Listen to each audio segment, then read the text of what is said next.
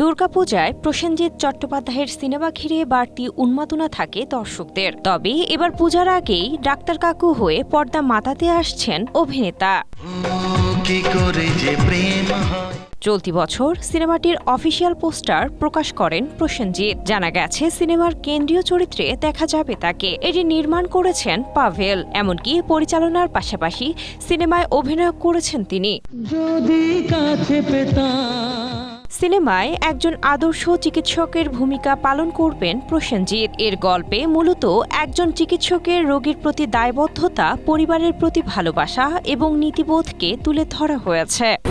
Strawberry super dotted ও classic variant sensation, জাগুক শিহরণ।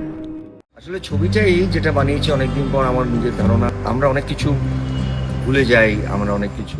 Doctor কাকু সিনেমায় প্রসেনজিৎ ছাড়া অভিনয় করেছেন ঋদ্ধি সেন, তুলিকা বসু সহ আরও অনেকে। আগামী 18 সেপ্টেম্বর প্রেক্ষাগৃহে মুক্তি পাবে সিনেমাটি। Sinthia Aktari, Asia post.